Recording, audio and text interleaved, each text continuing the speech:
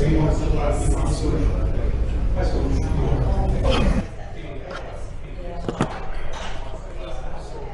right, it's 6 o'clock. We'll call the council meeting to order. Karen, can we have a roll call, please? Doug. Here. Karen. Here. John. Here. Jerry. Here. Kathy. Here. And can I have a motion to approve tonight's agenda? I'll make a motion for the agenda. I'll second. Doug, aye. Karen, I. John, I. Jerry, aye. Okay, and in the meeting opening, we also have an opportunity here for citizen comment for tonight, since we've got a special topic on related to the ATVs, UTVs. We'll have discussion at that point for that particular agenda item. If anybody has any input that they want to offer for any of the other agenda items, now would be a good time for that. All right, hearing none, we will move on. So, first up is the consent agenda. I'll make a motion to approve the consent agenda. Second. Doug, aye. Karen, I. John, I. Jerry, aye. Kathy. Okay, next then is a public hearing related to the Community Development Block Grant related to COVID-19.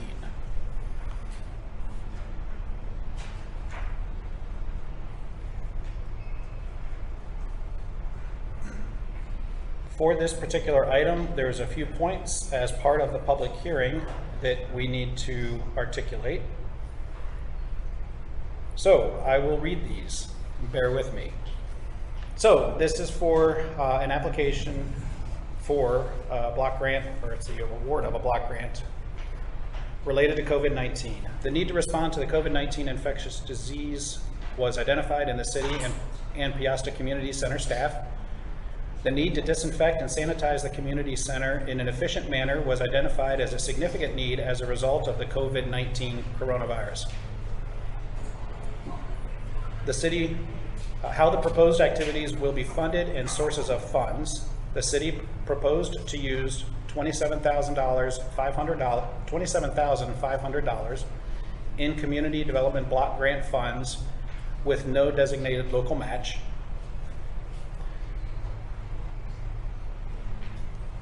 The Community Development Block Grant Opportunities and Threats application to support the city's COVID-19 infectious disease response was submitted on April 9th, 2020, and the city requested $27,500 in CDBG funds, Community Development Block Grant. The program is designed to meet an urgent need of the city and would be funded under the Urgent Need HUD National Objective. It is anticipated that the percentage of funds benefiting low to moderate income persons will not be known. The proposed project will be conducted within the city of Peosta, specifically at the Peosta Community Center. By design of the application and project, there will be no displacement of households or businesses.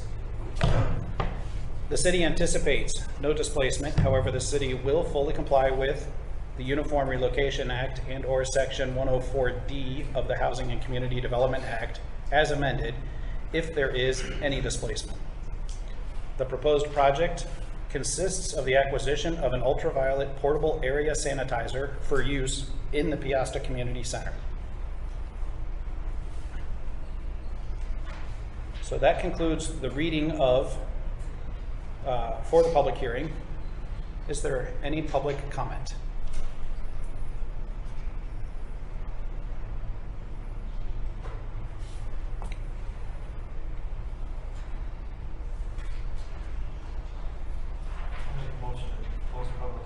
I'll second. Doug, aye. Karen, I. John, I. Jerry, aye. Kathy.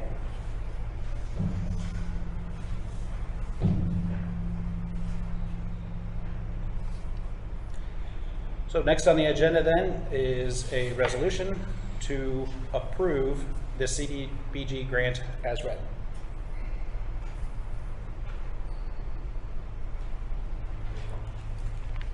I'll make a motion to approve the resolution for the COVID-19 grant.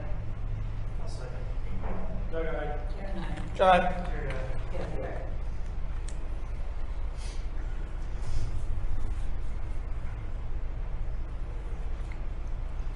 Next we've got a resolution awarding contract for the wastewater treatment facility improvements project.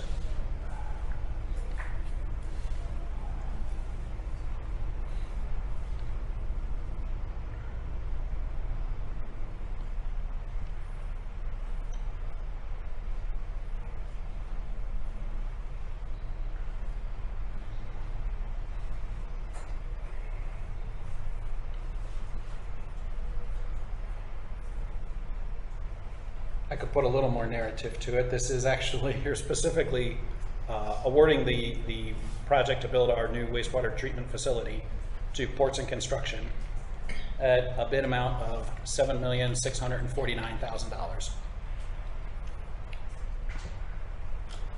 We'll take a motion to approve. I'll make a motion to approve the resolution awarding the wastewater treatment facility to Portson. I'll second.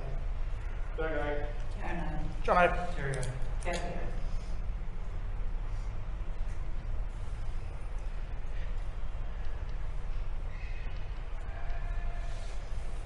So the next couple of items roll together here. The first one is, we'll take a motion for approval for a resolution approving the plat of survey. Make a motion to approve the resolution to approve the plat survey. I'll second. Doug, aye. Karen, aye. John, I. Gary, aye. Kathy, aye.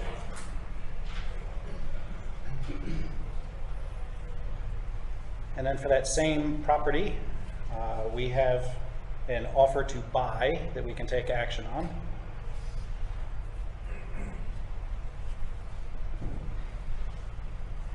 Or a, I know I discussed this briefly with the council. Jeff Tice is also present to answer any questions that council may have about his development plans for the area.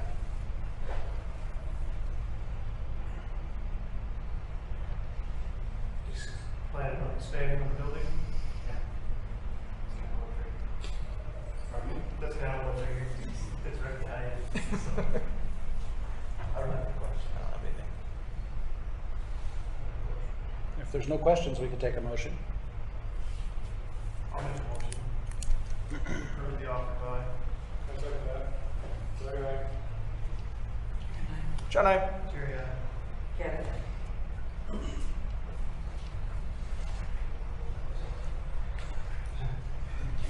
Thank you.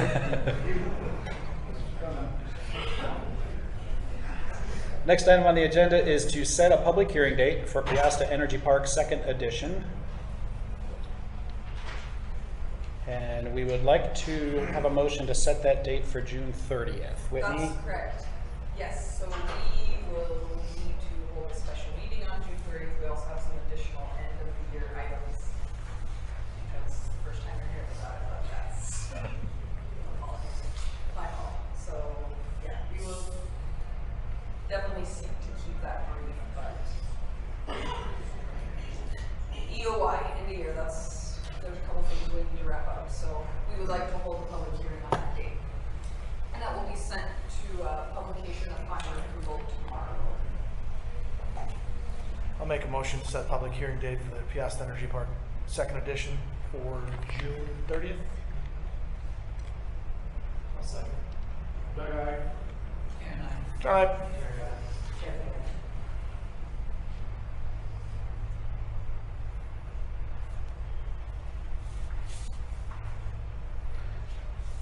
Okay, next on the agenda is a resolution for action, accepting the proposal for the Peosta website development and authorizing the mayor to enter into an agreement in accordance with the submitted proposal.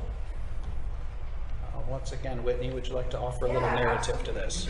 So this is something I know we've all been excited about for a long time. This is a project we've been sort of looking towards ever since I got here, which was a year and a half ago now. If you recall, we embarked on our branding journey with Fusion Farm from Cedar Rapids after accepting proposals for that. I think the intention at that point was that we may move forward with the website with that firm, but they unfortunately are no longer in business. So we went out for RFP again. It was a pretty lengthy RFP. It was sent to 8 local firms. We have a strong affinity face-to-face engagement. The key for us is that it's going to involve a lot of our staff. We really want everybody to be pretty involved in their portion, from the PCC to the permitting side, ordinance side, public safety. So we know we're going to bring a lot of people in, so having somebody that's in the tri-state area was something we know we wanted. We received 3 proposals back. So those were reviewed and scored by myself and several others. Thankfully, it doesn't always work out this way, but they, each person that reviewed the proposals came to the same conclusion and had the same top performer. So with that background, I would like to say that my recommendation and the recommendation of the committee that reviewed would be to move forward with the proposal from Gigantic, which is a Dubuque-based firm. We are extremely excited to get this thing tackled. So we really encouraged them to provide us a pretty intense and aggressive timeline. So I think if all goes well, we'll be looking at a new website in sort of mid-winter. We know this is also subject to a lot of things, and we're very clear about the fact that we are kind of starting from ground zero and really want to get this project right. So that the timeline could be subject to change likely from additional city requests, but we're hoping to keep that on track and have an awesome website about 9 months from now. That's the goal. Where does that compare to what we had budgeted? That is under what we budgeted. Not by much, but it is under what we budgeted. Obviously, all 3 proposals were under what we budgeted. But. So yeah, this has been identified in goal setting and CIP, and it's been budgeted. So we would call this fully programmed. This is ready to go. And again, this is something I think was mentioned to me the day I interviewed. So I know this has been a long time coming.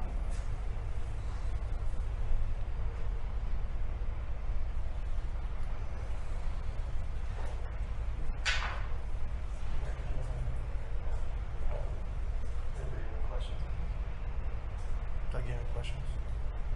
I'll make a motion to go with Gigantic for our website. I'll second. Doug, aye. John, aye. Jerry, aye. Yeah. Thank you. And Whitney, I know a lot of work went into preparing the RFP, identifying the city needs. You engaged with a lot of other people. Thanks for your legwork on the front end to make this meaningful for the city. Thank you for your welcome.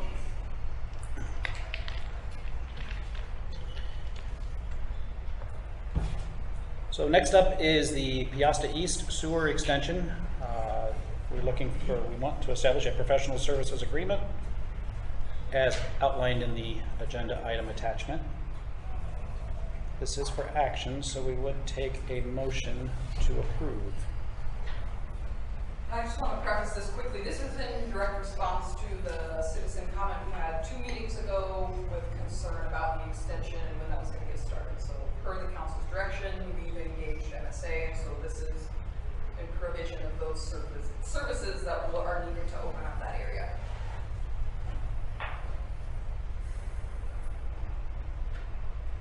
Oh, and this is Yeah, I was just going to say, I see we have MSA here. My bad. Jake with MSA, Dubuque.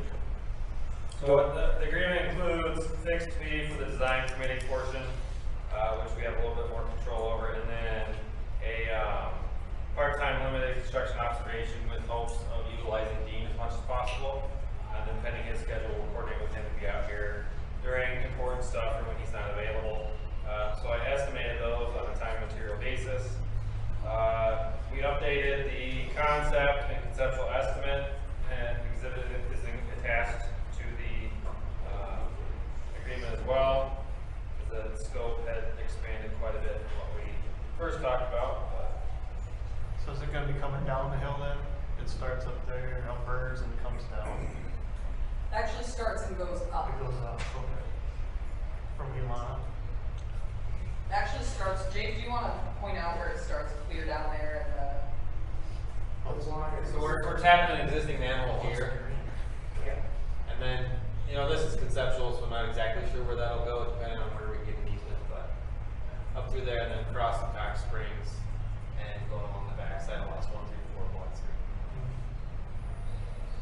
Is it expected that that same line would have other purposes in the future, especially on the northeast part? This line would be sized to potentially bring on birds, acres. The north-south piece, so I think this would be.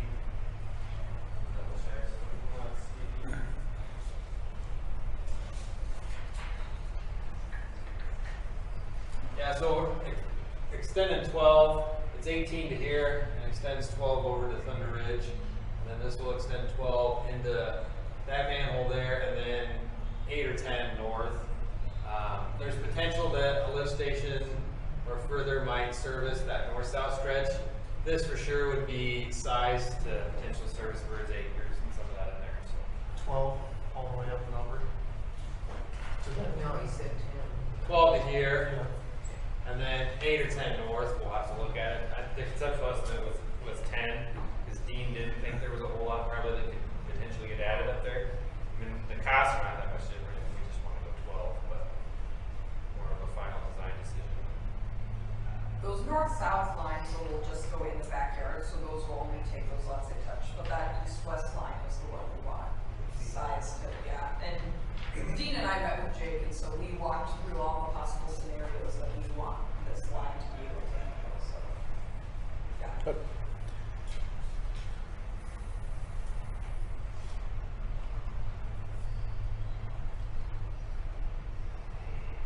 How long do you think it takes to do that?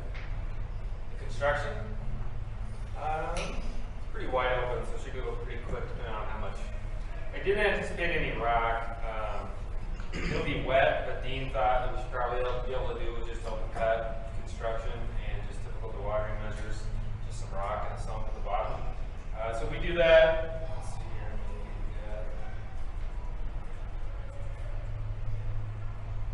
the road crossing and stuff, probably like, I don't know, 6 weeks maybe, 4 weeks.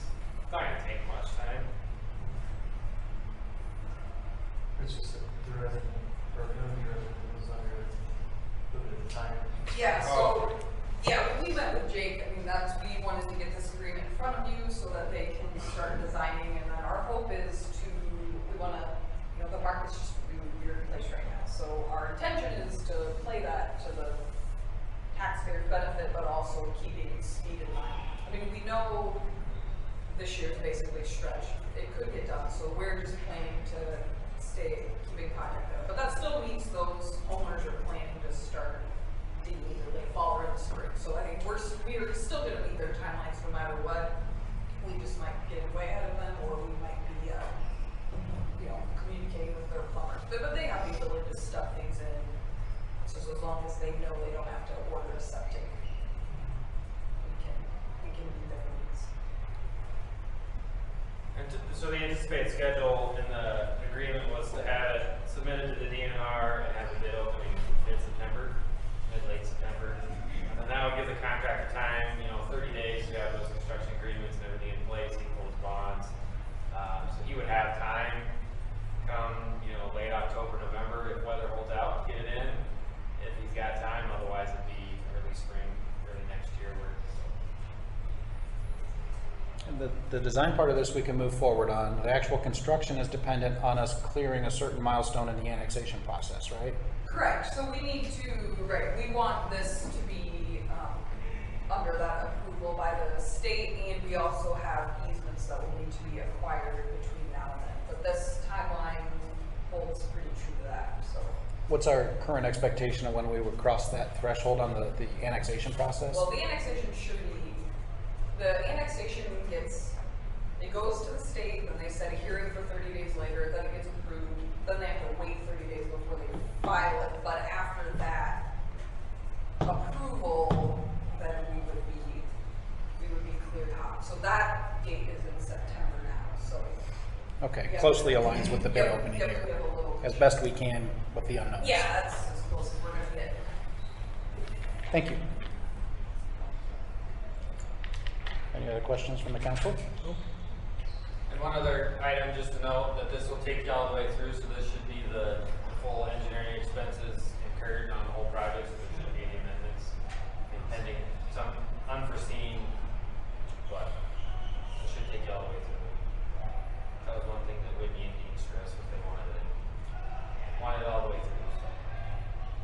thank you for that. That helps.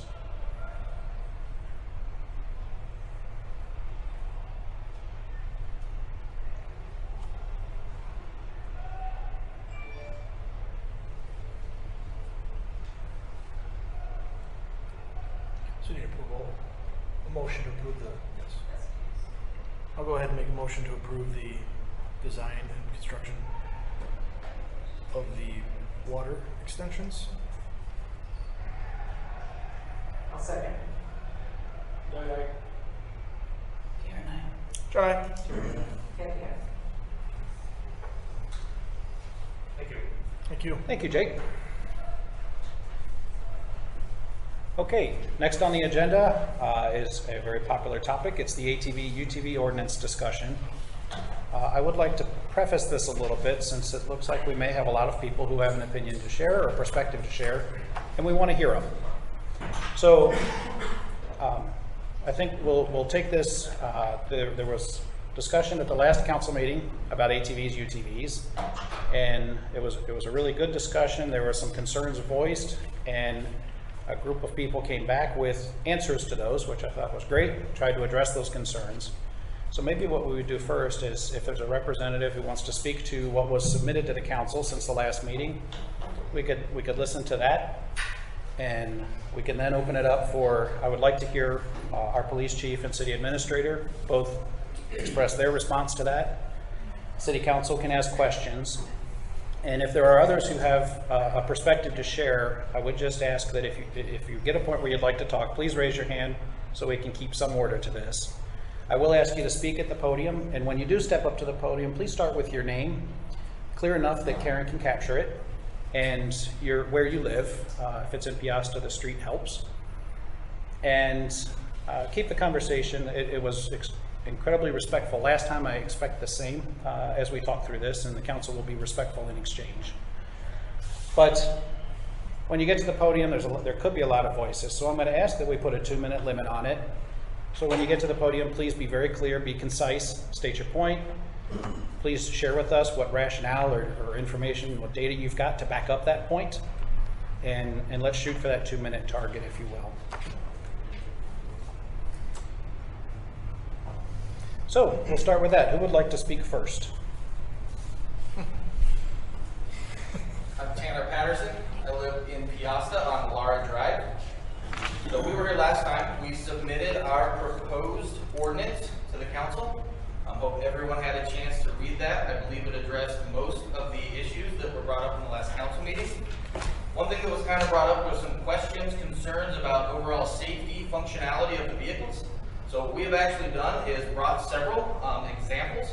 We have a UTV, an ATV, a bicycle, and a moped, 2 of which are legal inside the city limits as well as the county, 2 of which are not.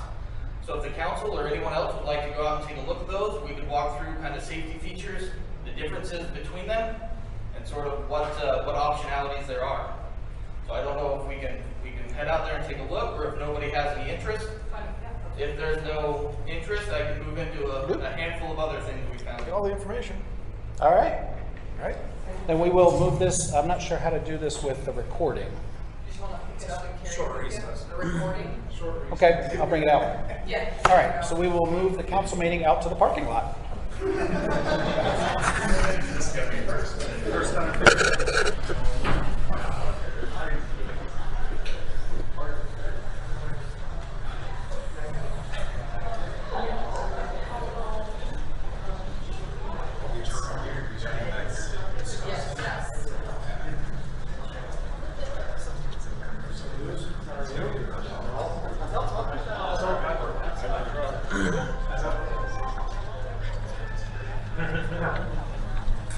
That's right.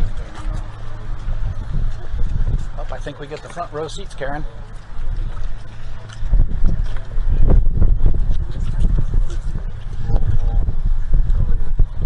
So maybe what we'll do here, Tanner, if you want to just talk through it, I'll ask you to hold this, if you're all right doing that. So that way we'll get a better recording. And then we'll go back to the room for any follow-up questions or discussion. So this will be more of a presentation than interactive. Sounds good. Sound good? So essentially what we have here is a bicycle here in the orange and a moped. Both of these completely legal to drive not only in the county, which ATVs and UTVs are legal in as well, but also within our city limits. As we move down, we've got a UTV. If you see it, it's basically equipped with all safety features you'd see in a car. We've got seat belts, we've got hand grips, we've got the grips up top, we've got rear view mirrors on both sides and center mounted. Really fully encaged, full roll bar. Then you have the ATV over here, which again has mirrors, even a couple of cup holders. Very nice asset. You've got the extra seat, really fully functional. And if you look at these two compared to the moped, I think we can all agree, much safer looking, much more visible, much easier to see. And Jesse, help me out here, but I believe on the moped, when you get your moped license, you're 14. So any 14-year-old can get a moped license, drive right through town, whereas you have to be 18 to drive either the ATV or UTV on any of the county roads, which is the same age that we proposed in our proposal. Whereas you'd still be able to be 14 cruising around on that little moped, which again I think everybody can see is much harder to see than either the ATV or UTV options. So I guess with that, I'll ask if there's any questions, if anybody wants to come up here and take a look at anything. Tanner, would you just speak to the flag requirement? So the flag requirement is a little bit different ATV to UTV. Essentially it has to be at least 6 feet off the ground or a foot above the tallest point, whichever is higher. So as you see on our UTV, actually it's a little bit retracted. It must have fallen down on us, but on the UTV, the flag would sit approximately there. Or you have the moped, which is, I'm a little under 6 foot, but it's right around that 6 foot point. So again, that even gets it up a little bit higher on the UTVs, so lightly more visible. And on the ATV, what's the requirement? It would be 6 foot, or it would have to be 6 foot. Without the roll cage, it doesn't have to be above the highest point because that would be your seat. So it needs to be 6 feet off the ground, just like the moped. They all have headlights, taillights, brake lights, you know, speedometers, more safety features. In the grand scheme of things, not much different safety features from what you'd see in your car. UTV's the size of some of the cars in the parking lot currently. They're not as fast as cars. No. Nope, and there are speed limits. It's 35 on any of the county roads, so you're not humming along at 50, 55. And in the city, everything is 25 already. And we can keep up with the flow of traffic easily. All right, there's probably a lot more questions, but I think they may be better inside. Okay. So let's adjourn back to the room. Thanks, Tanner. Thank you. I wasn't sure if you were selling me an ATV or an ordinance. Well, you know, I might be able to do either, depending on... I want to upgrade. Do you want to buy one? The white one's for sale. Looks nice. Thank you. We're gonna need one when we pass it. That's right.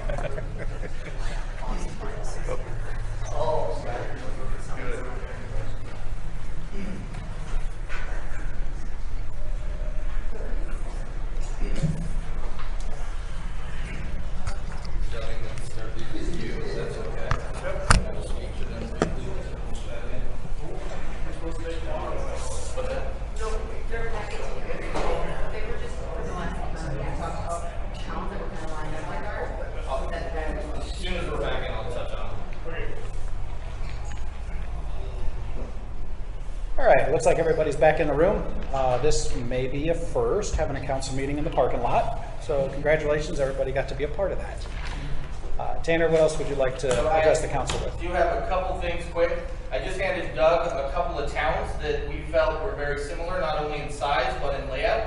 That was one of the things that the council had brought up last time. I apologize we didn't get this over with the ordinance, but again, we feel that they're pretty close. They have kind of the industrial parks with the entering off the highway like we do. So if the council would like to flip through those quick while they're looking at those.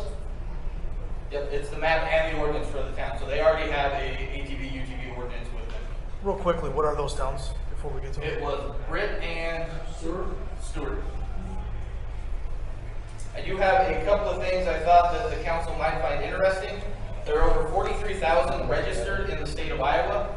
There are over 159,000 titled.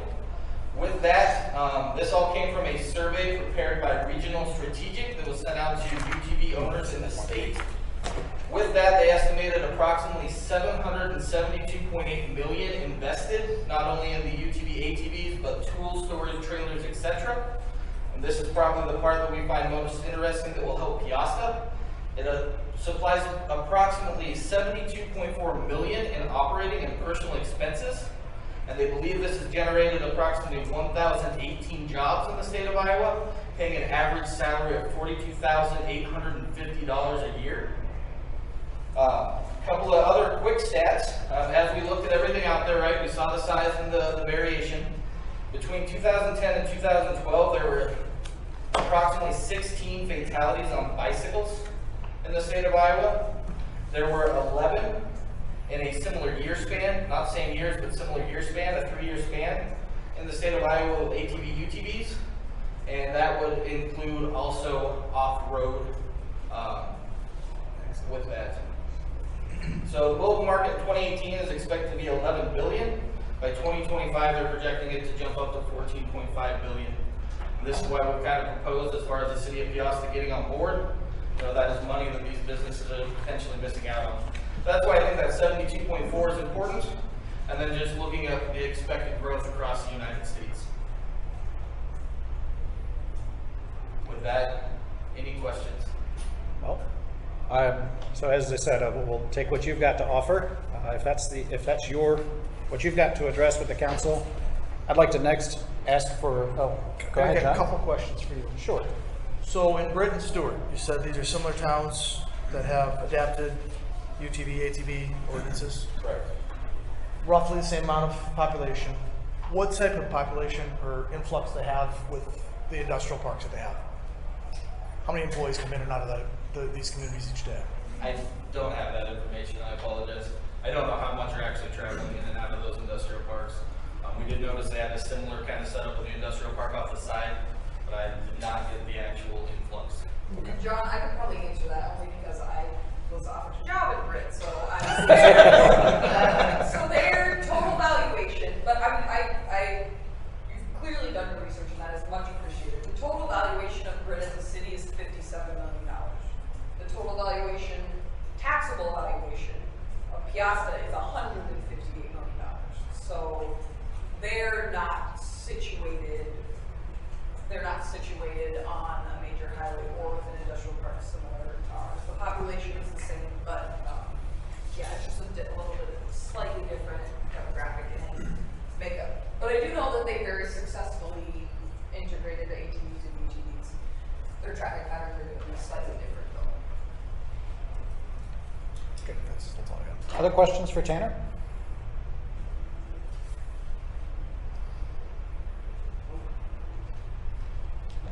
Nope. I would like to ask for a perspective from our chief. Yeah, from the last meeting we talked, I addressed that I was open to the concept, but I had concerns. You guys remember the concerns? Do you want me to go over? Why don't you share them? Okay, so some of the concerns that I got from Cascade Farley Network Chiefs, respectively, were kids underage driving golf carts and four-wheelers, the horseplay that was done on them, the slow-moving portion of the golf carts on certain roads. Cars would have to go around them, no seat belts on them, and that there were too many people on the carts where the police chiefs would have to stop them if it was, say, a grandfather taking the grandkids out on a stroll or the father taking kids on a stroll. There was technically 2 seats on the golf cart. There was 4 in the front of it. Again, what I've been hearing also is not obeying stop signs, having no insurance or registration, and the big one was they were saying drinking and driving with open containers on them. Now, my concerns here for Peosta also are the 2 schools. What I told you about was Birds Road has 2 schools, the Peosta Elementary and Seton. It's very busy during certain times of the day, morning and night.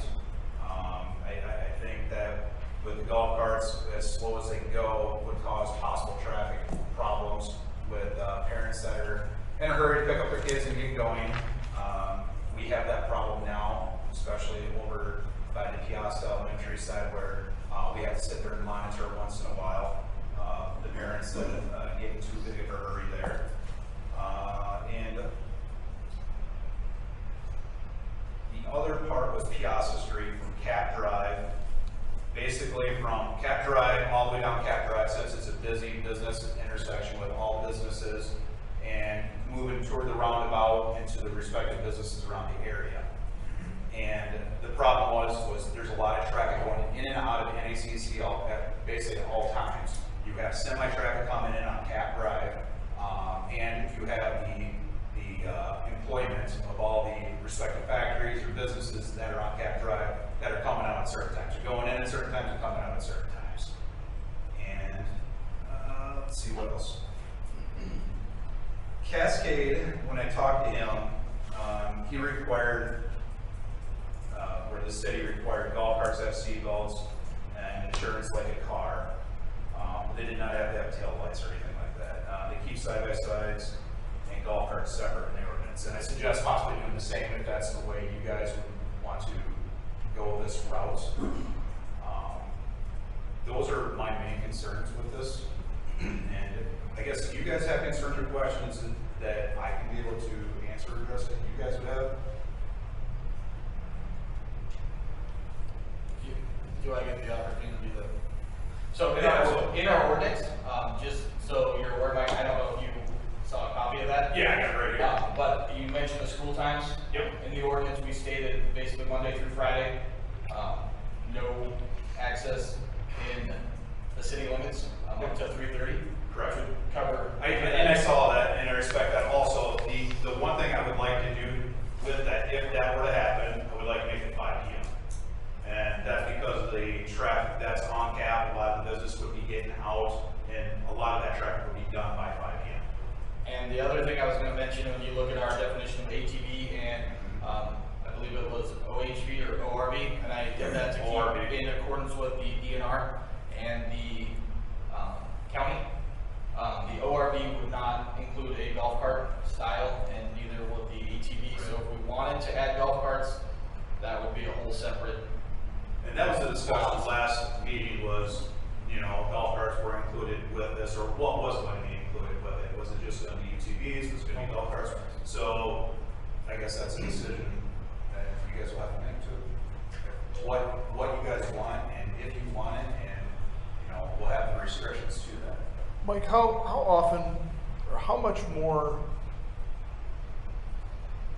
much busier is this going to make you and your officers as far as? Honestly, I can't give that answer. I don't know.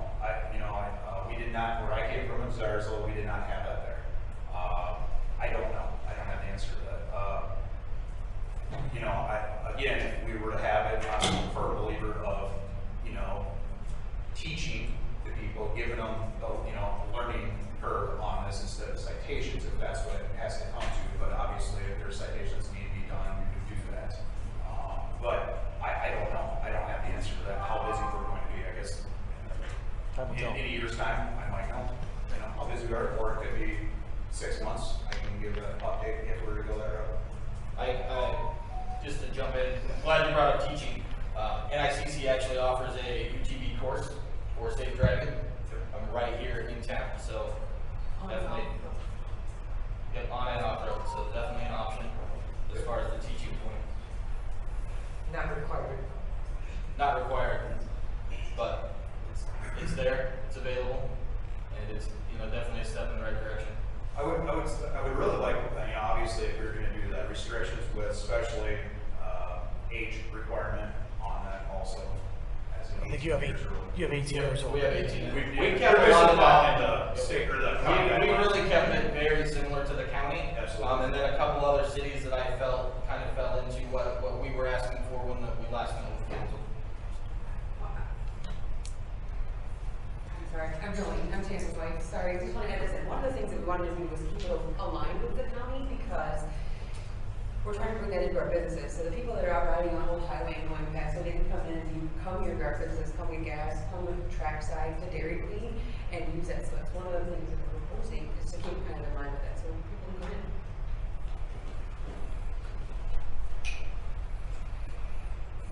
Chief Comer, anything else that you want to add? No, at this time, I guess.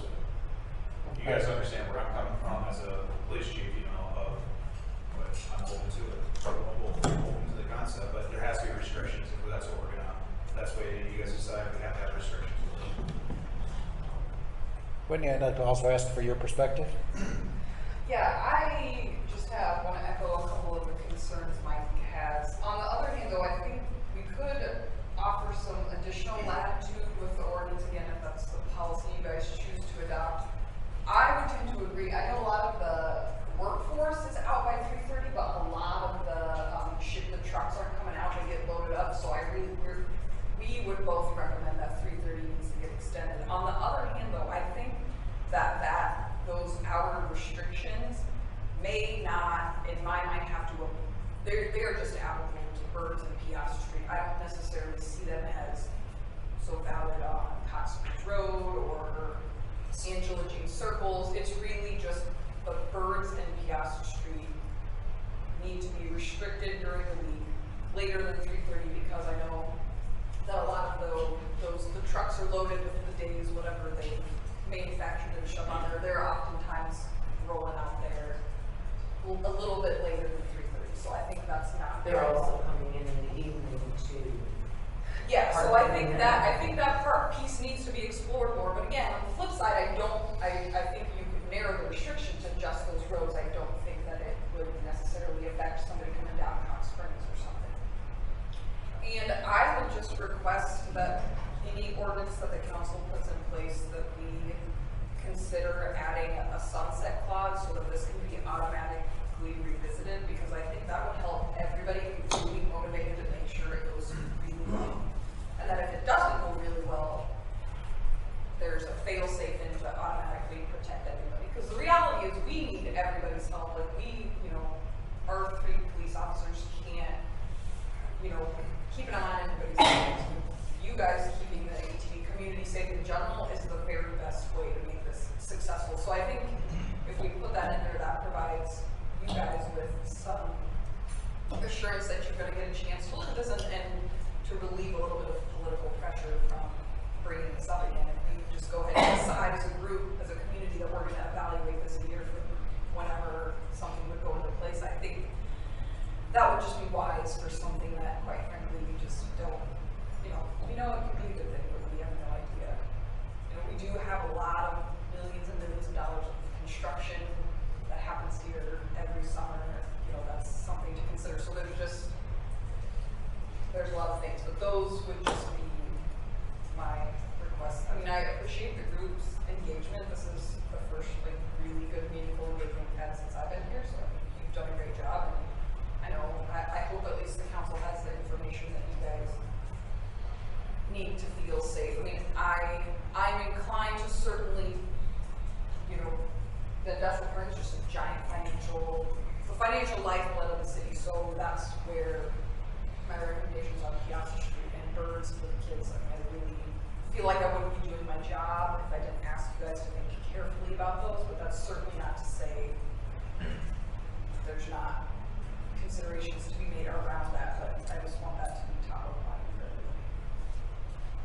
So, where you say Peosta Street, Birds, would it just be from that intersection to the south, or Peosta Street all the way through town?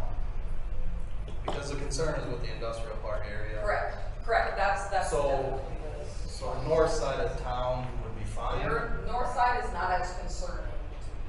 Well, so we could restrict it from Birds Road, Peosta Street south from that point. Yeah, I mean, I think there's still a lot of congestion even on the south or the north side of the track, so to speak. Because I did a very highly scientific study today. I was out for a walk, and I walked from Cashel to Birds, and it takes me 10 minutes. I'm slow, I'm old, it takes me 10 minutes. I counted, in the 10 minutes, I counted 39 cars past me. Did the math, in an hour's time, what does that add up to? That's 234 cars. That's a car what I figure. 4 cars every minute. Was there any accidents? No? No. But now What time we're, was that at? that was at noon. Noon? Yep, Right now, right in the middle of It's the a day. lot heavier after So 5. let me follow up. So 5 o'clock. So I went up here by the roundabout. There were 98 vehicles that engaged the roundabout. Okay, in 10 minutes. That's 588 an hour, or 9 per minute, or close to 10 per minute that engaged there. So there's a lot of traffic there. there was no accidents? There's no accidents, but now we're gonna add some other vehicles in there, 1 or 2, 5, maybe. possibly. But that's the concern. That's the concern we have is a congestion update. And John, just to clarify also, we had that speed trailer on Peosta Street, you guys see that by Ginger Drive coming in. It does indicate how much traffic does come in, and I don't know if we talked about this, I think, the last meeting, but it was roughly between 25 and 30,000 vehicles in a month's time, or, in that ballpark range of cars just coming into town. So you did the math on that at that time, it was. 1 every 2 minutes. Right, yep. So I mean, it's a pretty heavily traveled road. And a lot of those are semi-trucks. Now, how many of them are going to Old Highway? And Old Highway's open in the county? Right, but what we're getting as the feedback we're getting, it's vehicles coming in town. We are not getting the vehicles from out of town. Which came from? Which came from Old Highway. Yeah. And I think, Jesse, the issue with, I had this discussion with the trackside today, so that would be great, but they're tracked then if they get it. So it really would be the awareness that if the north side's open, that you basically are allowing access to trackside. Or city residents can leave town and go to the county roads. Yes. Which is another benefit. Right, that way. yes, and I think that would, again, But that would. basically, it would help out the car wash and trackside. Right. During those hours, but then on weekends and holidays, then it would be. Yeah, I think everyone open. was. What we proposed in the ordinance. Right. I guess what I'd like to see is between Whitney and the chief is put together an ordinance to bring back as a draft for us to see what their envision is. Because granted, we can't go off of, we can't approve their ordinance, but they help us out by putting it together to show what it could look like. And I think if we get the legal end of things worked out and the staff involved, we'd have more of an idea what they're looking at. So is everybody here in favor of the UTV ATV? Is there anybody opposed? Because we got a lot of people in here. We just want to make sure we get both sides of the fence. If there's anybody that has any objections or something to say that they're not necessarily in favor, we'd like to hear that as well.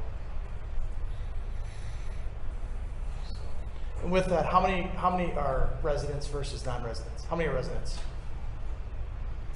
Can we be clear? Residents in the city limits?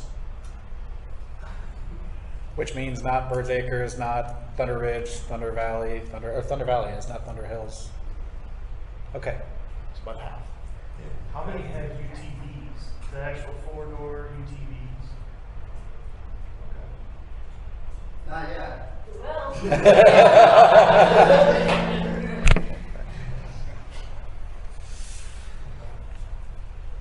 Maybe tomorrow. yes, please, come on up to the podium. Ron McCarthy, 207 Old Forest Drive, Upward. Just wanted 2 small points. One, Upward doesn't have a Dairy Queen, and I like Dairy Queen. I would love to be able to come over to your town and spend my money on Dairy Queen and burgers and whatever, and fuel. The other point, which I think is more strongly related, Saturday night, just returned from South Dakota. And I know that's South Dakota, this is Iowa, but we're out there, Rapid City, there is machines everywhere. Obviously, it's very touristy with all of the beautiful scenery they have out there, but you can drive any speed any time of day, on any street. The only restriction is interstate. Rapid City is right on an interstate. I don't know the population of it, but it's huge, huge town. These vehicles are using turn signals, using hand signals. They've got lights, they've got horns, you know, and there's just no issues. So I just wanted to make that clear that I think 2/3 of the state of Iowa counties are open. Lynn County just recently opened. So you guys can certainly recreate the wheel if you choose. I know every town has its own uniqueness to it. Peosta is definitely very unique compared to a lot of other small towns with all of your industry, and I respect that. But I'm just saying that the riders that I ride with, the people that I know, not only respect the law, but they also police each other. Thank you, Ron. Hey, can I ask maybe the answer's on your back. I wanted to know what the NEAT stands for. It is on there. Northeast Iowa Action Trail. Okay, thank you. Is that what you would consider the organization behind what you're presenting today? This is the organization that was behind the Dubuque County roads getting opened up. And I belong to that ATV club, but us three are just ATV. yeah. Well, she didn't join the club yet. Okay, thank you. I had just one question that he kind of spurred me on here. With Peosta being the way it is, you know, more industrial, just regular town, what's really the draw to come into the area? If you're from Epworth, you say Dairy Queen, is there anything else? I mean, would you see a lot of guys coming in and trailing to town and then dropping and going someplace? Is it trails? Or is this just going to be more of the city residents going out into the countryside and just... Probably a lot of it is going to be to let your city residents access the county. I mean, seriously, it doesn't make any sense to trailer a mile. That would suck. And if I lived in the city limits, I would be very, vocal and on pushing, for this to get open. As an effort, residents coming to your town, we really would love to be able to come to Dairy Queen. And it sounds like a very menial thing, but it's a big draw. We don't have anything like that. There's not a Dairy Queen in Farley. There's not one in Epworth. This is it, right here. And I think you would be shocked at the revenue. I mean, for instance, Barrett gas station in Epworth, his business has increased dramatically with his fuel sales and his tire sales, and he's starting to do oil changes and whatnot. So I think you would be amazed at the amount of revenue that would come to town. We have another. Yeah, please come on up to the podium. Hi, Michelle Schweitzer at 13490 Marcella Court in Dubuque. I live off Sherrill Road. I'm on the road quite a lot. Within the 7-day-a-week period, I might see one machine on Sherrill Road in 7 days when I'm going back and forth on traffic. And that, if I'm not mistaken, is the busiest, Ron, or just second busiest county road. We just don't see that many of them. If you do, there might be a couple, and that's about it. I was also on the Citizens Committee to get this in Dubuque County. A whole bunch of us speed riders went to South Dakota. Yes, you can ride 55 miles an hour with the speed limits there. We went through all the cities, we never had a problem. They welcomed us. Back to our town, up in Sherrill at the barn, you will see some machines there sometimes for lunch. Now, Ron and I, my husband's right there, if we would get on our machine and come this way, we would have to stop for gas. So that would be something that would be convenient here in Peosta, besides maybe a deal or, of course, Dairy Queen. This is my Ron, that's your Ron. But that's what we do. We just love to go out and travel like that. And yes, you can do it in a car, but I'm not going to do it. I have my own machine, otherwise I'll jump on the back of our two-up, which is made for 2 people. It's not like we're on there illegally. It's made for 2 people. But we just have fun. So, I just want to Thank you. Any questions for Michelle? When you say 2 of them, you mean 4-wheeler? Yes. So that one in the parking lot. Yeah. One of our ones, our machine. Okay. Right from the factory. So Ron White's on the city council in Worthington, we've had the ordinance for 2 years.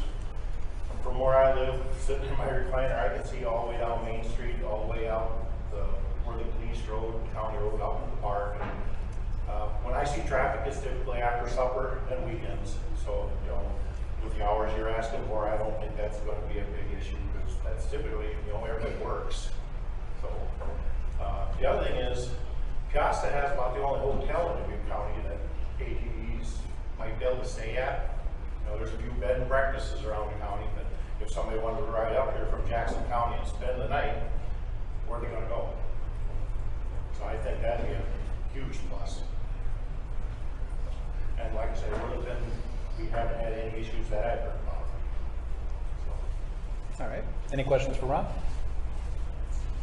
Thank you. Anybody else, please?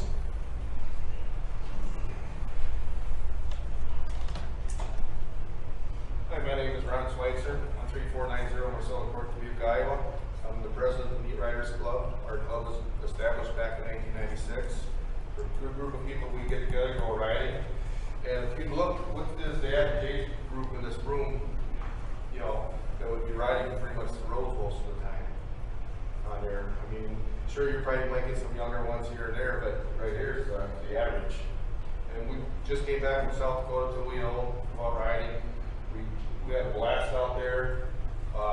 One of our things is we go out riding. I mean, we went riding one time, went down the Mudway, hit Circle Ridge, we stopped at some of the places, we stopped at the barn, ate lunch on our travels, went down to Wapaton, came back. So that's one of our biggest things. We go riding, we want to stop for food.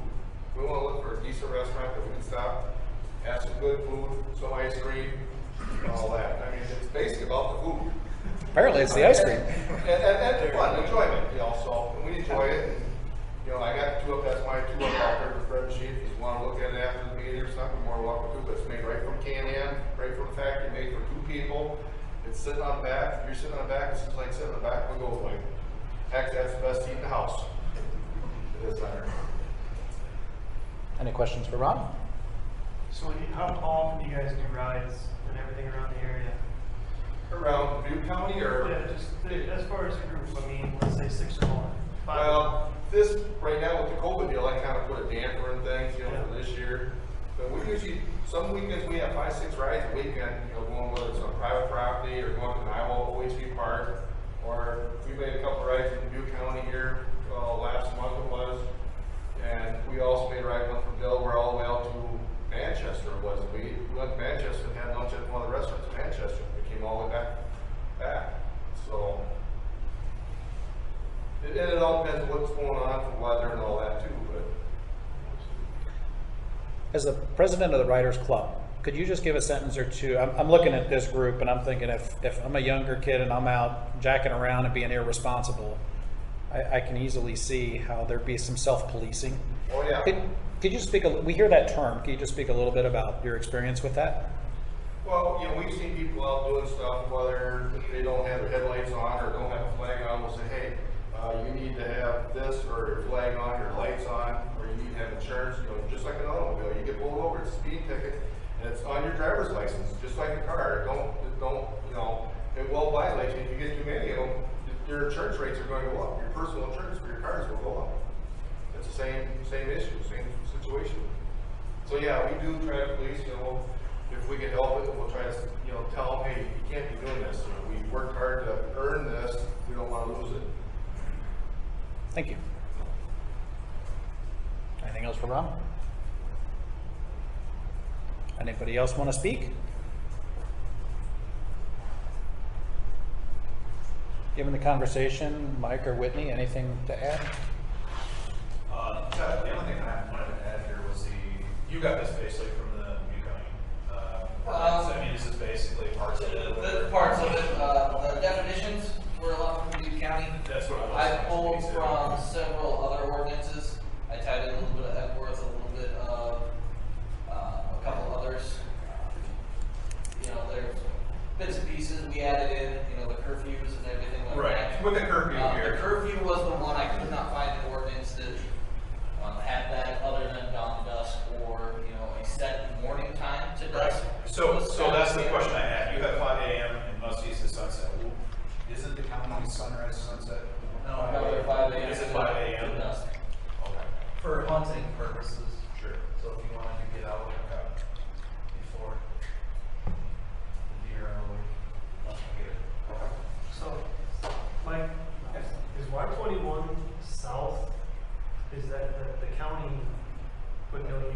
That's close. Yeah, that's close. What was the reason for that? Just traffic. Traffic. So Same issue that we're having. You can cross it. You can cross You can cross it, you can't drive. Highland Grove and some other ones. you just can't go down. You just can't go down, but that's a 55-mile-an-hour highway, not a 25-mile-an-hour city street. There's a big difference there. I don't know, is where you got to go? Yeah, Highland Grove intersects straight across. I did talk to Dave Baker about this, since it's pros and both ends, what would happen if we passed it. And Dave said going, what I call north out of town here, he said that ain't gonna be an issue at all. The council just have to approach the county on opening that back up. He said going south, he said they're against it, and I said, well, whatever the next road is a mile down, I said, is it possible that they open that up to there? And he said that would be up for discussion between the city and the county, but he said going north would not be an issue. And the next road south out of Peosta is Pilot Grove, and that intersects straight across. But you have to go across. Yeah, yeah. You don't go above it like you would. No. That's what I was. And the reason why I asked that question was, is if I wanted to ride mine out to the monastery to go on, I'd have to go all the way to Epworth, cross over 20, and then all the way back around. You can go Cox Springs Road, all the way over to Monastery and take that.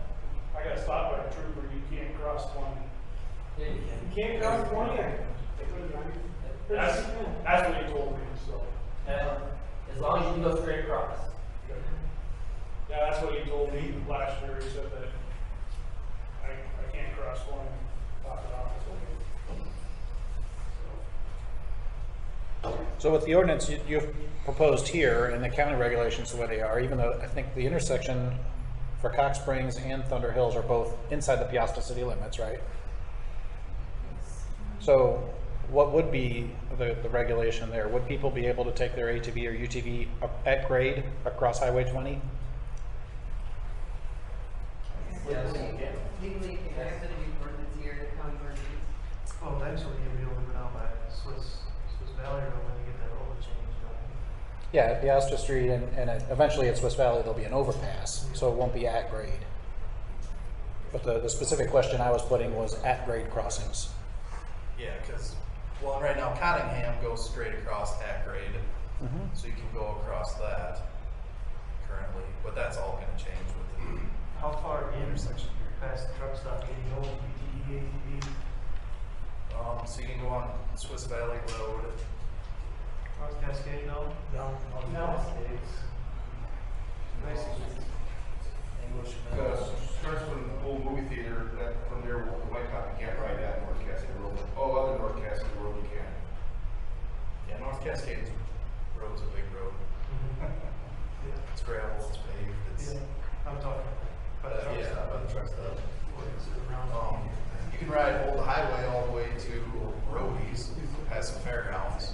Right now. That's open, so that gets you really close to Dubuque, and that's a pretty busy area.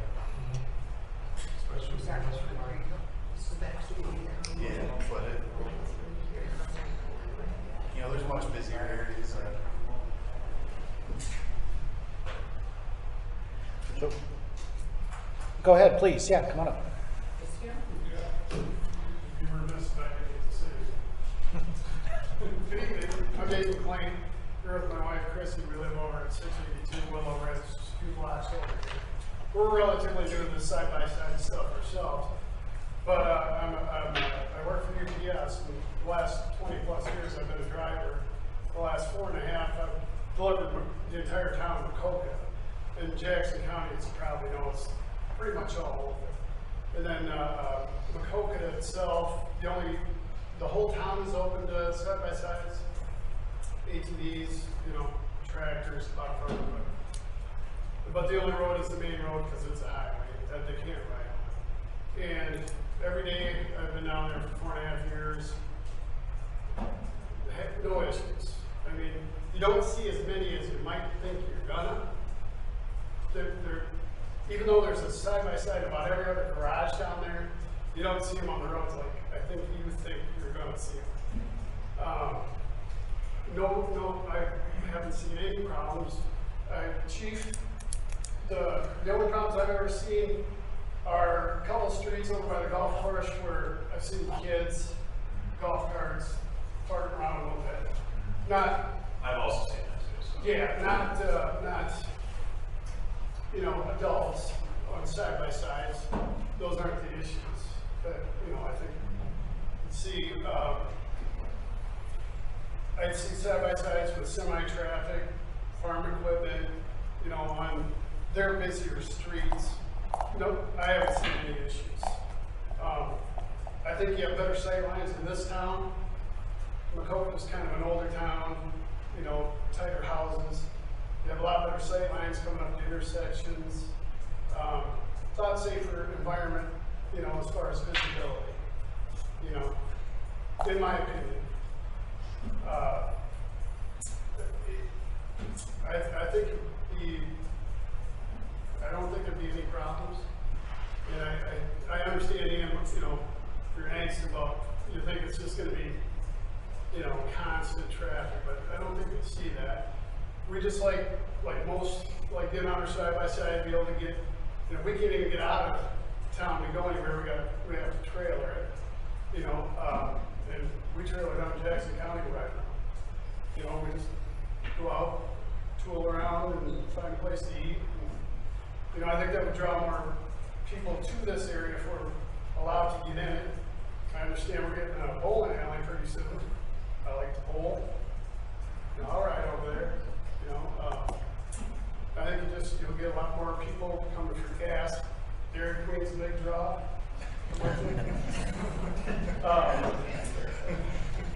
And like I said, but they do have some busier streets in Macoka, and I've seen them mixed with all kinds of traffic,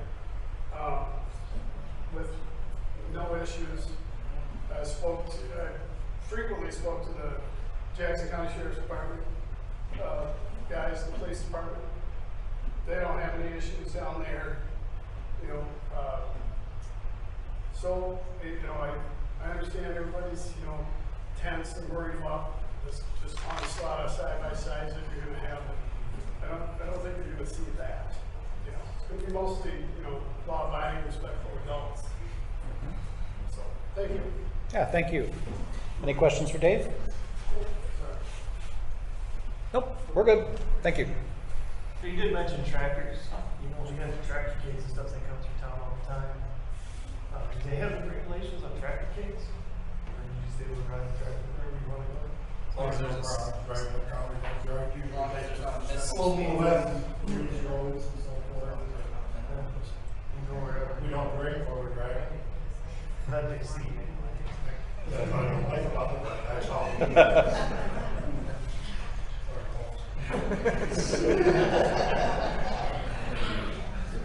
So this. So I get the tractor cate's kind of an interesting fact, because if I had a side-by-side for farm use, unfortunately over on Lara, even if I put some goats in the backyard, I'm still not authorized for farm use, but they can come in and out of town legally, because it's Dean's Farm, and the tractors would fall under the same realm, so as long as there's not a minimum posted, they pretty much have free reign.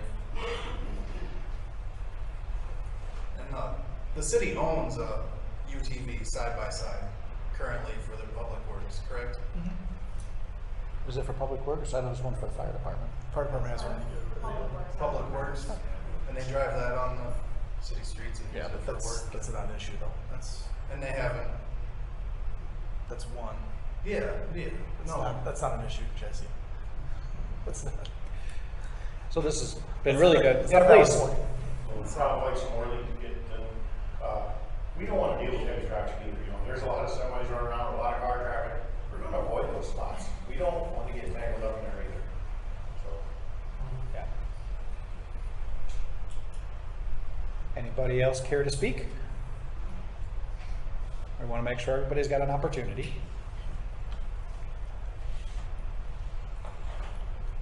And so this is on the agenda as a discussion item. By definition, we don't take action on that discussion item, but this has been a really productive discussion. I second Whitney's comments that I'm impressed with the organization and the mutual respect as we talk through this, because I know there's some pretty strong opinions, but everybody's doing a really nice job of speaking about the facts. So thanks for that. I look forward to continuing the dialogue. As far as that, I mean, we still can act on it. It wouldn't have to be a vote, but I'd still like to see staff bring something back to us next month as a draft. Because, I mean, we can't say yes or no if we don't see what they want to put together as an ordinance. Yeah, we have to have somebody legally go through this to make sure it fits with everything. Now, does the county have like a CC max rating? 1,000 cc, 1,800 cc, or is it just over 1,000 cc? I think there's a state that says 1,000 cc's. Yeah, I'm reading it here. Which does raise a question for me. That. But then there's a type 3. So you ever see those rock stars Oh, advertised on TV? That's a type 3 off-road vehicle. You can't get a license plate for them, but they have to be registered just like we register ours. But they've got like a 2,400 cc motor diesel. So, and that's a whole other category that's in the state definitions. It's like a little Jeep looking going around. Yeah, exactly. My Andrew makes one. Is there such a thing as an electric ATV or UTV? Because I noticed this specifies a motor size, which implies an internal combustion engine. There's an electric one made that's primary purpose is for sound for hunting. So you Okay. can sneak through the timber. Is it the intent of this group to write a code such that it would also allow electric? You know, I think a lot of that was written up before the electrics really got very popular. Yeah, I could see that.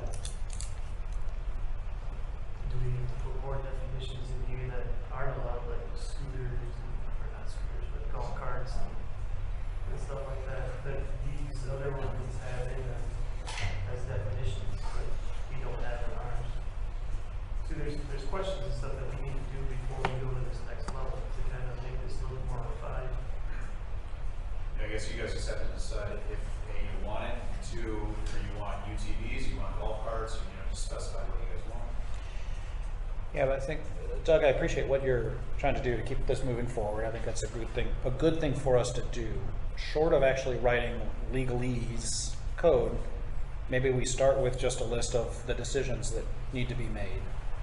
You know, what hours is it going to run? What areas are we going to allow? What kind of machines? You know, what other unique requirements do we have? And we can work on trying to nail down those individual decisions. You know, if they do that now and bring it back to us as a draft, then we still have the option to change that stuff. With my Meetings will keep moving forward. And it might get to that point where the council might just say, no, we're done. We're gonna vote to kill it. You know, as of now, we're just pushing on.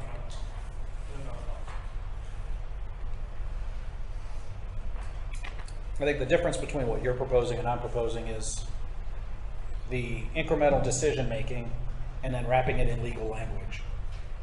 I'm suggesting putting the decision making up front to see if there's a willingness to find, or not a willingness, but if we're able to find a set of decisions on the different parameters first, and then once we have that, then we could wrap legal language around it and save the extra work, is all.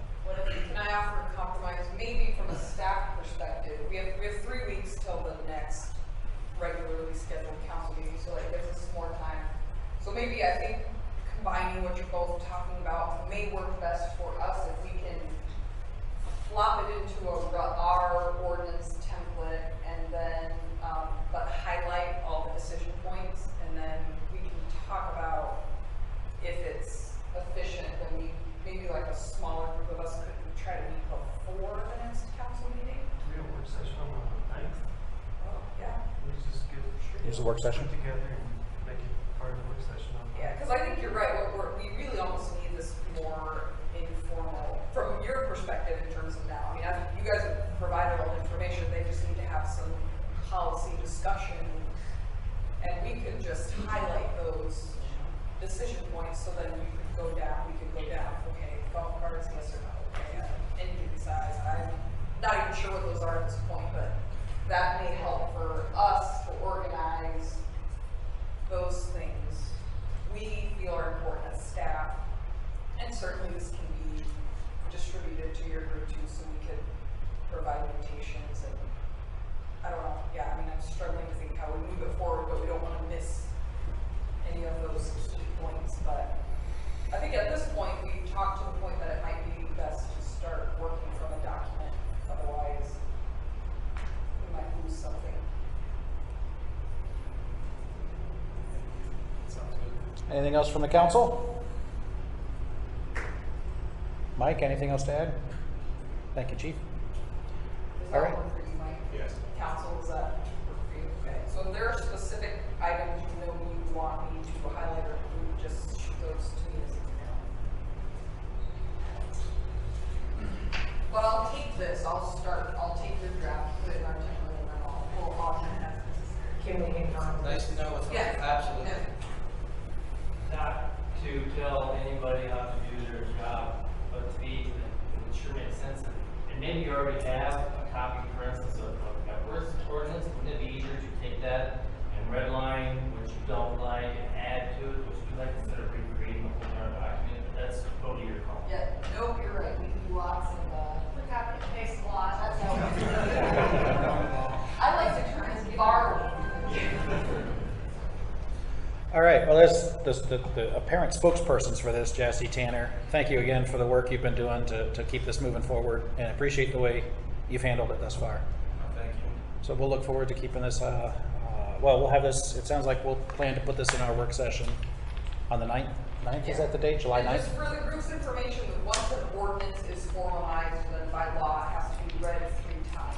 So there is an opportunity, you have to hold the first reading, the other hearings can be waived. Something this public, I don't know that we would waive all the hearings, but that's at least the process in front of us. But I guess it's just looking at a timeline essentially. yeah, so July 14th is the next meeting. So that's if between maybe an informal meeting and then the work session, the soonest we would hold the first hearing would be July 14th, which would make the second hearing July 28th. This is totally me shooting from the hip. I guess I would recommend they at least hold 2 hearings, because of course we want everybody, including your group or anybody who has a Congress opinion, to have that chance. This isn't something you want to surprise anybody. So that 28th would be, betting woman, that's probably the soonest it would be effective.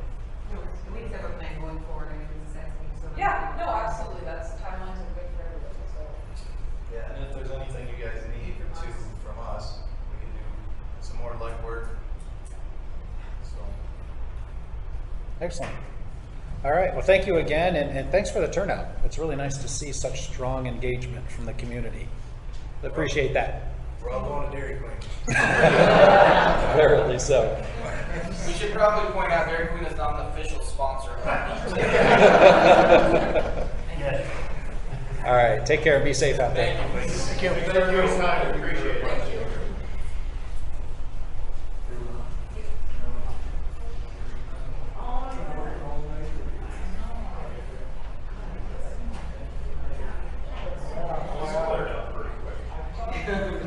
Yeah.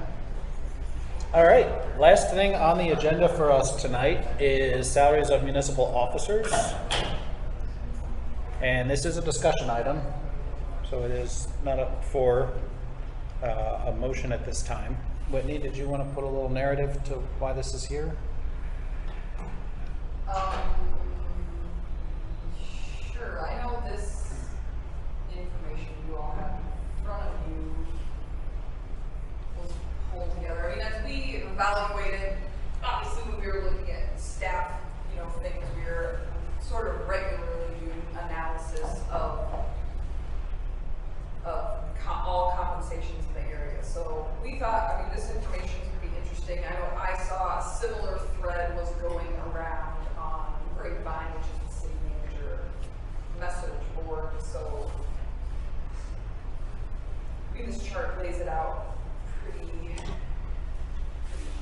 clear.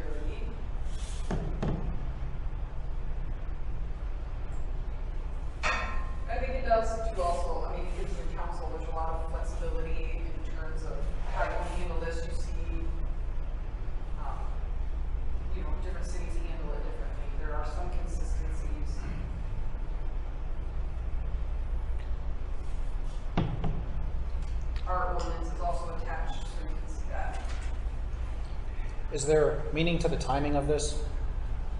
The timing, it'll have to be approved before the next election, which isn't until 2021, for it to go into effect after that election on January when the new council takes their seats. I think we're pretty in line with the Worth or Cascade or, I just don't see where we need to raise it at this point. I don't see any reason to raise the council. I mean, the reason I got on it wasn't about the pay. $60 a month or whatever the pay. It's kind of to help the community. It's a civil service. Right. Now I know there's more things that the mayor does that maybe there's something we need to look at there. I don't know. Haven't sat in that It seat. is high for the council. Pay for. Well, with all the work sessions and the meetings, just a standard 12-month, 3 per month, $2,700 for the mayor. And, I don't. So obviously this would be whoever wins the election and not during my term, but I will offer as a data point, when I first months in, I was earning in effect less than $5 an hour. And I'm now up to a whopping $9 an hour. And again, I don't think pay is a big part of it, but there are times in the mayor's role where you've got more interaction that's expected. You're expected to represent the city. And when you realize you're doing it at half of minimum wage, or half of what the going wage is for a lot of other work, That's not why we do it. it's not necessarily why we do it. I think if we're deliberate about what we set the pay at and the method of which, whether it be by meeting or as a salary base, I think that may be the thing that helps us bring in the right kind of candidates for future elections. I don't think I've ever heard anybody say that. I've never heard anybody say they look at the pay before they decide to take on.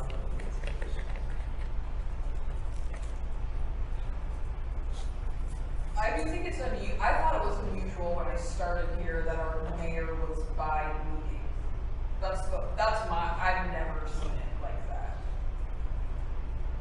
in my professional career. And I think that's pretty well reflected here too. Nobody else is by meeting. I mean, I think, yeah, I just thought that was strange. I have no concept of the history of why Peosta is that way. I mean, just the number of side items, I think that's kind of. I think the reason it's that way is because that's how it was set up years and years ago. That's how it was when I started 20 years ago. It was by meeting. It has increased since that time, but the duties have also increased a lot too.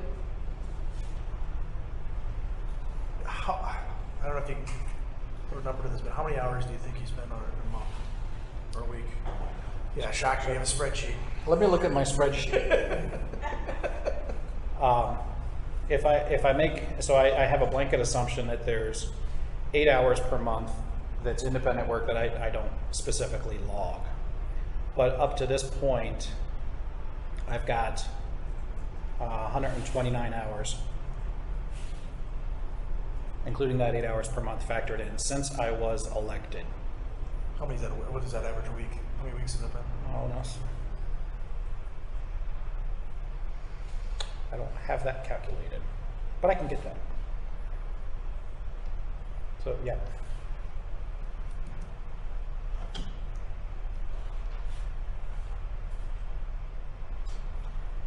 I do this a lot better on my laptop, John.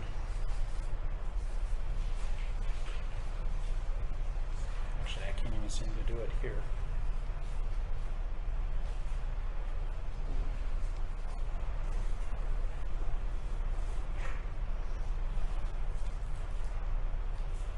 I guess I'd like to add, not saying that we ain't worth it, but I'd rather see the money go to a place where it's more worth, like the wages, like the way you're Mike that deals with all the stress all the time.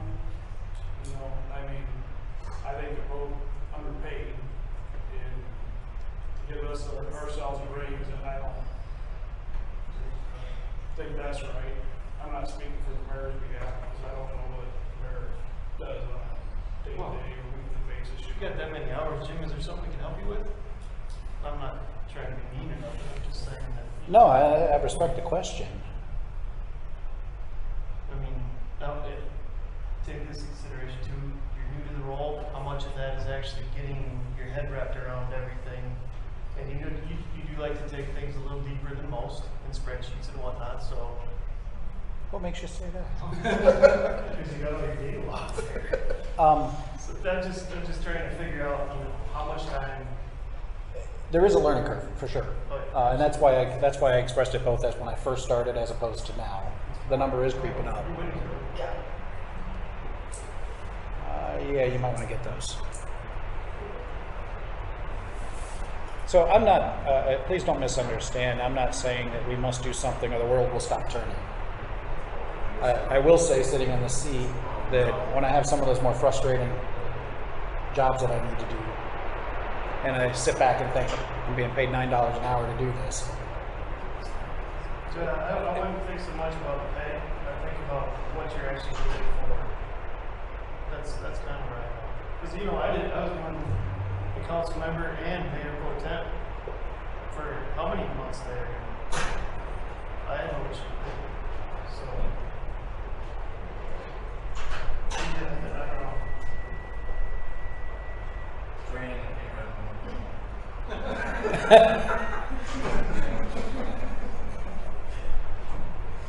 Yeah, I'm aligned with Doug though. I don't see where at least the council members need anything.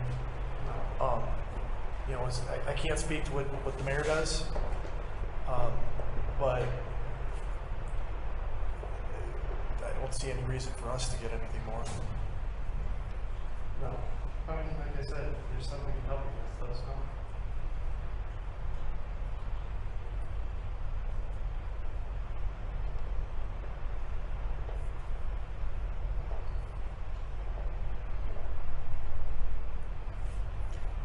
I don't have an answer. Okay. The math isn't working, at least not on the iPad. I'll get you that answer though. Anyway, this is a discussion topic for today, so we don't Well, need to and I make this do one today. think that, I mean, we've had, I don't know, you know, this is elected officials for us, and just you guys change all the time, and have the ability to, you know, can be here one day, gone the next. So I do know that having I would love to see the mayor move to more of to the set fee, only because I think we just want to have, I think that will resonate more, but I think and that would bring us in line with how other ordinances are written, and I would like the ability, I think it's nice for staff to feel the green light to ask the mayor to do something when we need them to do that, you know, to have an active mayor when that's necessary. And I just feel like the more of a quote unquote salary, irregardless of the number, I guess that's where you guys cash out. The number is a little more reflective of the fact that we may need to ask the mayor, well, and certainly the council, you can make this argument for the council to do things that are totally unrelated to the meeting. So it's weird to me that it's tied to the meeting because we need you guys all the time. So that's just my perspective. That you may have to come to the office 3 or 4 times, join me with you guys once a month, and then if you happen to miss that meeting, well then you don't get paid, but really I might have met with, you know, I met every today at lunch, so that, I don't know that it's necessarily always to tie it directly to the meetings, is sometimes hamstringing. Yeah, to put some to that, Thursday was the Dubuque County Mayors Association. It's beneficial to the city for me to be there, but that's not a meeting I'm paid for. There's the emergency management meeting. I'm required to be at that once per year. There's another Dubuque County one that was postponed, but I haven't been to yet. So there are a number of these out there that require it. I also recognize that with COVID, I don't think as mayor I have been as interactive with the businesses as this role should be. So that's that's not yet factored into this. By the way, I think the math worked. It looks like I'm around 30 hours a month. I'd say that's going And all the other mayors that I've been on the council with, that's like 10 times more than they put in 2 months. Jerry, I would add to that, we're also very aggressive on what we're accomplishing right now too. Yeah. We've got a comprehensive plan putting, we've got a housing study going, we've got a website coming up. No, I'm not trying to argue. We've got an annexation What I'm saying agreement that's is been that reached if after we 3 put years. the mayor's salary out there and don't have somebody in your caliber sitting in that seat, is it going to be beneficial to the city to pay that person a salary? That's where I'm at. I think that's a good question. So, it's, where's it at? You know what I mean? You get somebody that might be there, you're paying $5,000 plus meetings or whatever the number might be, right? What? So I think to Whitney's point, there's 2 decisions to be made. One, does it stay as a per meeting or do we change it to be a salary basis? And then the second would be the dollar value. And you think it would be beneficial to move whatever the number is to a salary based? Yeah, I mean, as you can see on here, nobody else can really, I think it's very archaic, that our structure is like that, so it's not indicative of what the mayor's duties are, even outlined by the act. Running the meeting is just a part of it, he just keeps the signatory on all our documents, whoever it is, I mean, Larry, the same thing. But I remember Larry having a question, he was confused when his parents died, missed one meeting, so it's just, I think it's very outdated, so moving to that set, whether it's monthly or annually, is what we need to do, I think, to just bring our operation, stature, structure, our organization structure up to date. And again, it would be more, I feel like then from a staff perspective, the mayor or council are being compensated for the job as a whole, not just their time during these meetings. I think that whole bit about going salary communicates a difference between the mayor and the council roles, where there's an expectation to be engaged and you've got responsibilities in between meetings. And so by setting it as a salary basis, it takes, at least conceptually, takes that into account, irrespective of what the total value is. Would there be a way of putting together a system, a package, or whatever, however you want to put this, where they would get that salary to give that perception, right? This is more than just a meeting job. And then maybe even a lesser amount, a meeting fee, to where when it's all said and done, it comes back to about where you're at now. Well, and you'll see wherever up that number- there, the Cascade has 300 a quarter plus $50 a meeting, and Marcus, I'm not sure where they're at, that came from, but that is $4,000 annually plus $30 a meeting. So that I think is kind of what you're talking about there, John. Kind of. I don't know if those numbers are the right numbers. I'm just No, I saying. don't either. Yeah, I'm just saying something like that. It can It be gives the perception of some of it. It's not just the everyday meeting, or the twice meeting. There's more. You kind of get a stiff for going out and meeting the business people, But yet, I don't know. And I'm just thinking of the type of people that we could potentially get in the future. But there's an expectation of just the meetings that we have here. If you're going for a mayor position, you pretty much look into what, I'm pretty You sure would think. you know what you're getting. You would think. I was not one of those. I was surprised that. I would have looked into what it was, but I was thinking. So where I got into it. a data point of 1, and maybe I'm at fault for this, but I had no idea what the time commitment would be for non-meeting, non-direct city administrative kind of stuff. Taking the phone calls from residents that aren't happy about something, and there hasn't been a lot of that, but it's there. And like meeting, maintaining relationships with NICC, maintaining relationships with your primary business leaders, maintaining relationships at various different organizations at the county level, maintaining relationships with the state legislators. Those all factor into part of this job that I think makes the mayor position unique. And again, I'm not arguing for a certain number. I'm just, I see that we're not consistent with other communities around us. And it is a different job.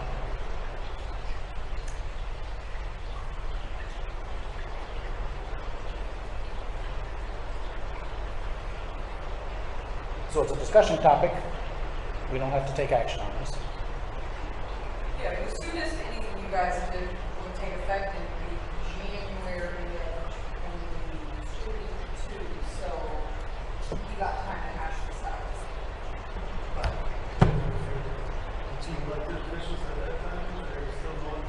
Well, so the Iowa code makes that rule so that you can get in and raise your own pay. So whatever happens doesn't take effect until after the next city election. So for some of you, you were just reelected. So you and Doug will still be in. So in theory, should be okay. But everybody else is Jim's not up for election.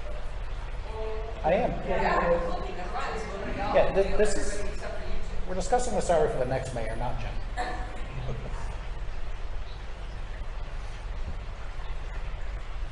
My 2 cents is still, to me, put the money towards the people on the ground. You know, like I said, Whitney, Mike, and Dean, we got good staff. We could see one of them guys up and leave just because some of the town offered more money. And we ain't talking dollars for how much we're gonna raise our salaries, but I still think it's still be a better benefit going to them for the town. And I haven't been in your shoes, you know, as far as mayor. I didn't even know we got paid. So Doug, how do you feel about the per meeting basis as opposed to a salary basis? I have to think about that. I mean, to me, it's about the dollar we get, you know. And I'm just speaking about myself. I hate to be selfish. And I mean, in a year's time, I think there'll be a lot of money that we're going to run there. But if that would help our staff and keep our staff happier, if it goes towards them to keep them here, I'd rather see that.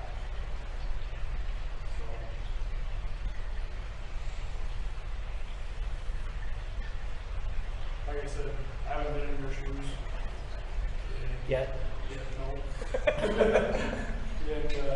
I don't know, and I know you put a lot of time in this year for our other stuff. But overall, I don't think those should even think about it. We're here to serve our town, and we all decided to run for the position. We got elected. That's just my opinion.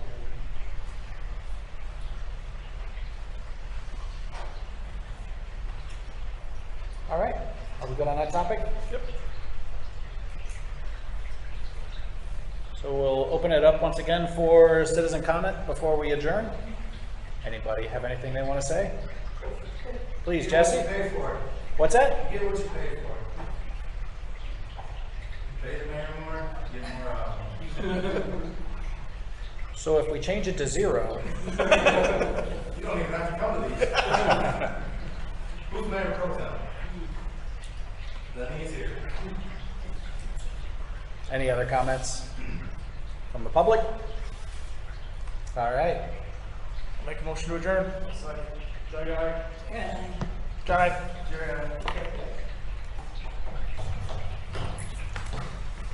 Oh. Feedback. I gotta learn to turn that off.